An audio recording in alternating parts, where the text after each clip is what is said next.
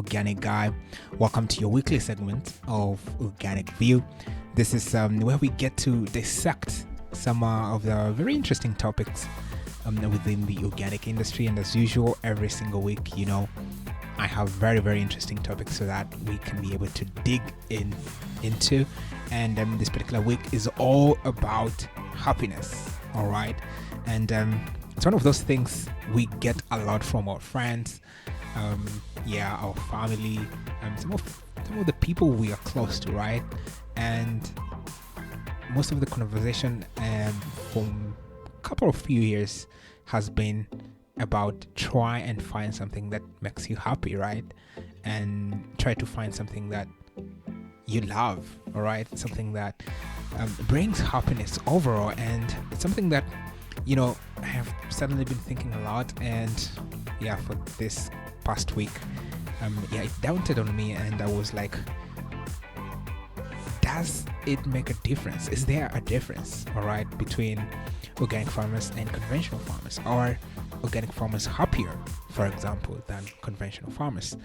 And that particular topic, stuck with me for this all week, and I'd say that, I will have a look. What does science say? From me personally, from my personal experience, I do know, and I can say this with confidence, having spoken with, of course, a lot of organic farmers from, a few years that I've been, from the few years that I've had the opportunity to speak with organic farmers, I can say from anecdotal evidence is that organic farmers are generally happier people, right? It's not to say they're certainly happier than conventional farmers. I will say that, but I wouldn't have the necessary evidence to back it up.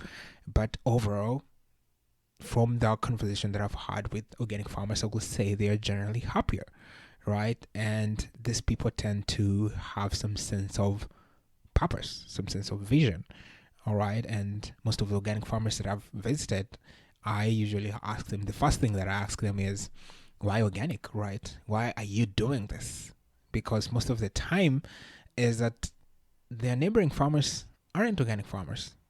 And where I always try to find out what was the motivation behind it. And most often than not, they usually have a story. They have a story to tell. Either my kid was sick and I fed him organic for a couple of few years, and I saw it have really changed.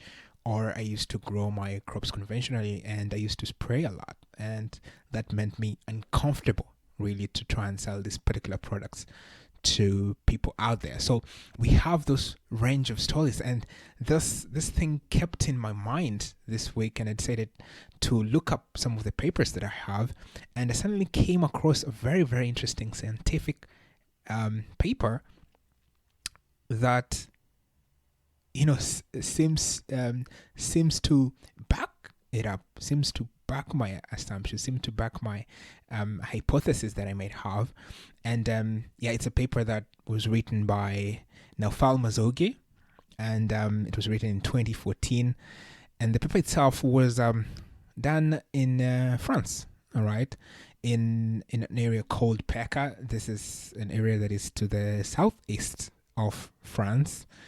And this is an area generally that has high organic pharmacies, we might say, because in France, according to the statistics, only around 3% of their land is organic. And in this particular area of southeast of Paca, you find that they have up to 10%. 10% of that area are usually organic farmers. So, that's an interesting area to do your research and try to understand these people. And it's an area that contains up to 80% of biodiversity in France. So you can see this is an area that sort of have an interest of working with nature, right? They have that urge of at least they have that vision of trying to stick together with nature as much as possible. So, before you go there and do your research, you have to have some hypothesis, right? You have to have some reasoning behind it, some backup. You might think, what? I think that organic farmers are happier than conventional farmers, and they try to give some of the reasons to why. And in this paper, the writer tries to do that. And one of the reasons he says, I'm just gonna give you, I'm gonna link this particular paper so that you can read it for yourself into detail.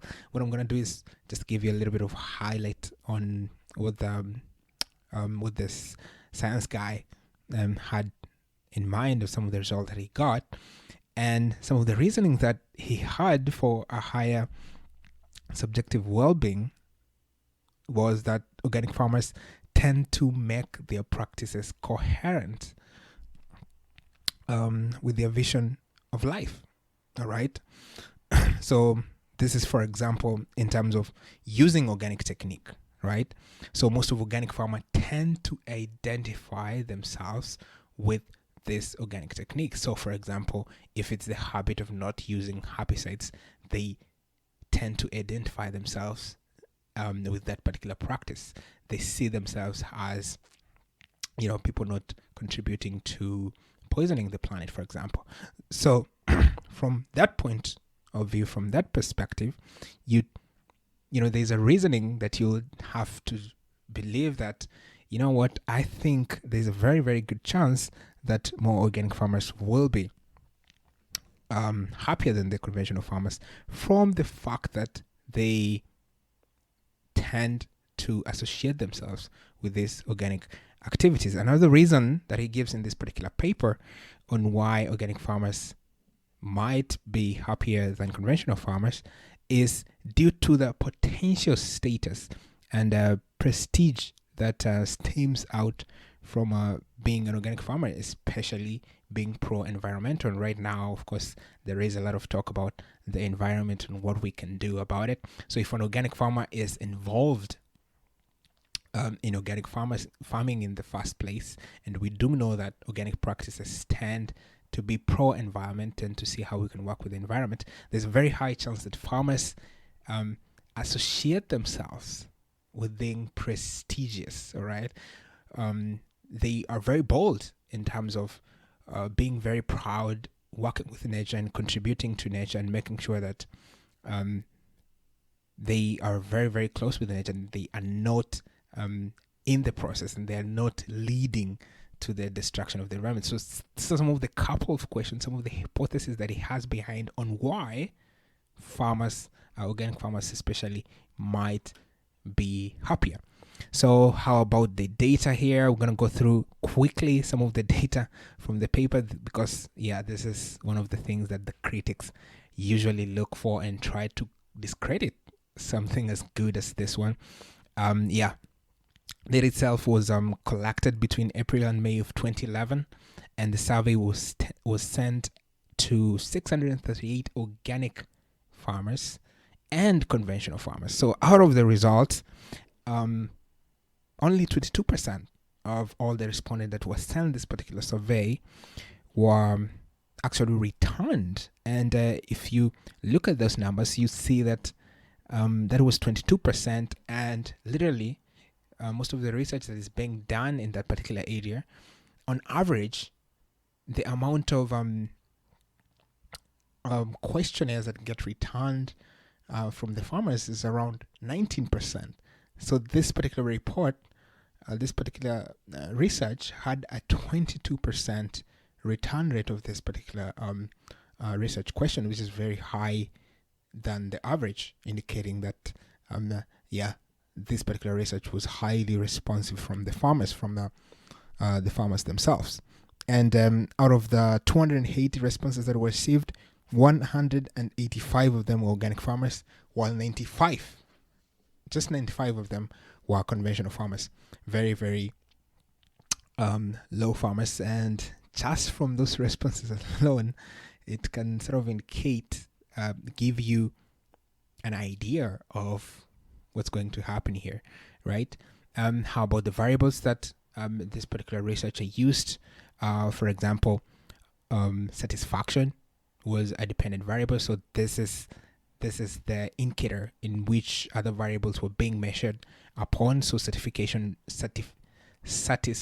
ranged from 1 to 10, 1 being the lowest in terms of satisfaction, and 10, of course, being the fullest in terms of satisfaction were about organic, and they also separated this particular two for those organic farmers who have been organic for a long period of time, and those organic farmers who have recently just converted into organic. He also looked at what is the difference. Is there a difference in terms of level of satisfaction and happiness between farmers who have been organic farmers for a long period of time and they recently converted organic farmers? So he also looked at that particular variable. Looking at the other important variables that he was to look at, one of them was about income. Okay, we generally do know that studies literally have shown that the higher the level of income someone has, the more likely they are going to be satisfied, right? And the more happier they are likely to be. Although there is obviously a cap there, because happiness might increase with income, but it usually increase at a decreasing rate, meaning it reaches to a particular point where income can no longer make someone happier or make someone more satisfied, right? So for example, someone who has 50 billion and someone who has 100 billion, that is literally double the amount of what the other one has. But in terms of happiness, this isn't necessarily going to make the 100 billion guy happier, because there is nothing that the 100 billion guy can be able to have that the 50 billion can't be able to have. So it sort of reaches to a particular equilibrium. So first of all, he did look at the income, the level of income, how satisfied organic farmers and conventional farmers are in terms of the income they get from the particular occupation, that being farming, of course. The second one, he looked at job characteristics. So for example, organic farmers and conventional farmers, how much do they enjoy the work they do? This is also a very, very good indicator of satisfaction and happiness, and how someone is happier or satisfied they are in life. You look at the job description that they have, and how generally happy they are towards that particular job. The third was that variable that he looked at was about health. So we all do know the healthier someone is, the more satisfied and the more happier they're likely to be. So he also looked at that in terms of health between conventional farmers and organic farmers, how healthy they are, and hence how happy they will be or satisfied they will be. And the other key component that he looked at was about the social relations. So for example, how do organic farmers and conventional farmers tend to interact with their neighboring farmers? How are the relationships between organic farmers and conventional farmers with their neighbors? Of course, if you have good relationship between your neighbors, that means there is a more than likely chance that you two guys are going to get along with each other, and that means that you are going to be better satisfied and be happier in the long run as well. All right, so those are some of the variables that he looked at and found very, very interesting, but not so surprising results, I might say, because the first result that he got from this particular research was that there was, in terms of support for the prediction, for the hypothesis that they had, they did see that there was a positive relation between organic farming and life satisfaction. So meaning that more organic farmers who had their responses in, they say that they were more satisfied with life than their conventional counterparts. So the variable organic was positively significant at the 5% level. And the marginal effects did indicate, in fact, that organic farmers were 1.5% points more likely to report that they are fully satisfied with their life. So 1.5% points more than the conventional counterparts in terms of how happy they were with their life. The finding, surprisingly, is also very consistent with other studies that have been done before in terms of arguing that the adoption of environmental friendly practices. So here we're talking about farmers who have in one way or another adopted agroecology, for example, who have adopted permaculture, who have adopted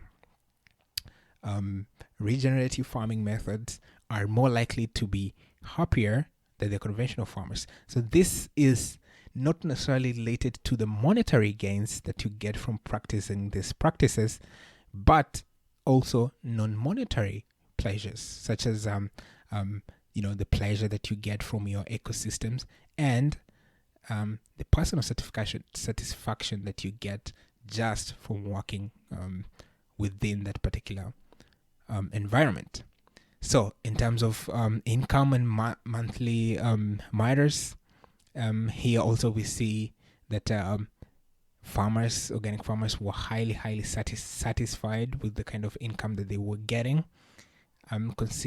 Consider when you're comparing it to their conventional counterparts. However, we do see that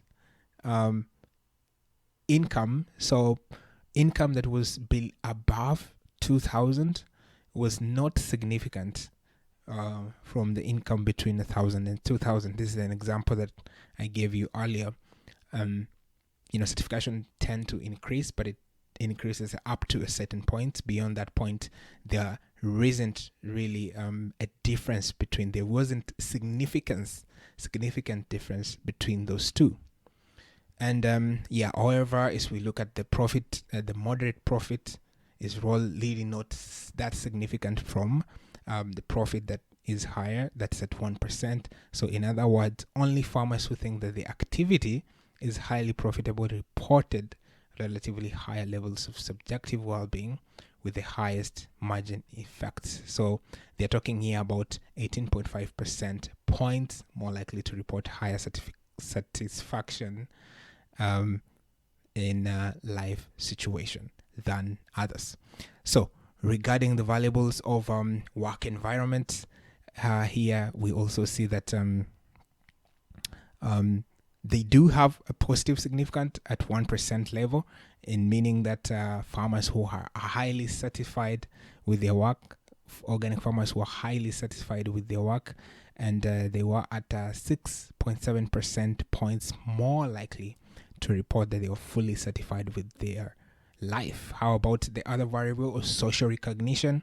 It also found that it was positively related to satisfaction, which they also pointed that this particular result was consistent with the previous literature that they had indicated before in terms of farmers feel happier in their life. It's crucial that they feel happier and recognized in their work. How about health? Farmers who feel healthier than others were found to report higher levels of life satisfaction, but this relationship does not hold for farmers whose health is moderately good, since the variable healthy good is significant. So what he is saying is that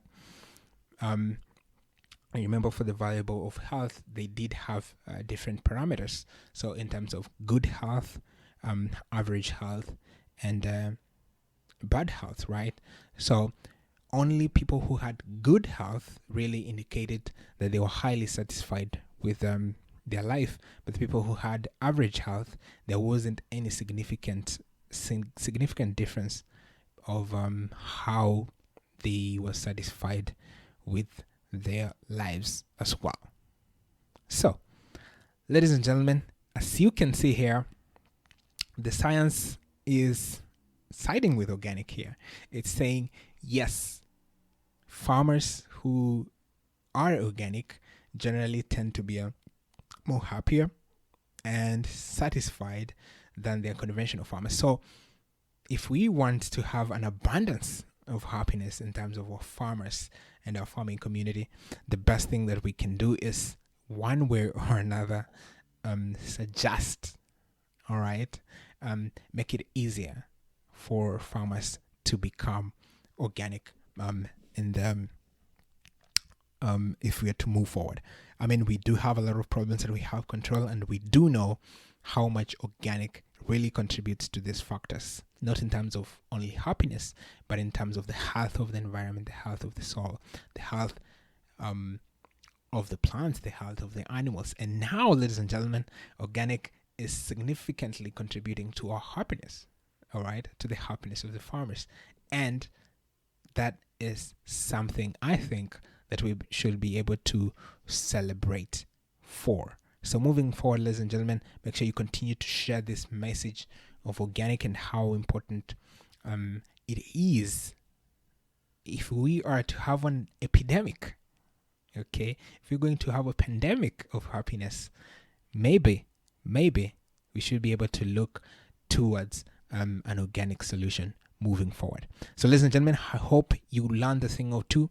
I'm going to link this particular research on the description below so that you can be able to read for yourself and interpret it and get to synthesize this particular report and see what were their recommendation, because they do have a paragraph to some of the recommendation that they have here, because they say, for example, they provided an evidence to show that there was a positive and a significant relationship between being organic and the report of life satisfaction. They also say, in terms of their conclusions and implication, they do say that these findings suggest that at least to some extent farmers may adopt ecologically friendly practices to reach a higher level of satisfaction. I would say, frankly, that farmers should adopt organic practices to reach higher level of personal satisfaction. This is an area that I personally have a strong opinion towards too, as I do have a lot of strong opinions as well. It has to be organic. We cannot just say it has to be ecologically friendly, okay? If we want to empower farmers, if we want farmers to get money for what they do, it has to be organic. That's the only way consumers can be able to differentiate those products in a marketplace. All right, it has to be organic, ladies and gentlemen. That's why we have to insist and say that these particular products have to be organic. So they do lay out a lot of conclusions and implications moving forward. So I just says I highly suggest that you read this particular paper moving forward. So, ladies and gentlemen, till next week, remember to be organic. Bye bye. See you next time. Cheers.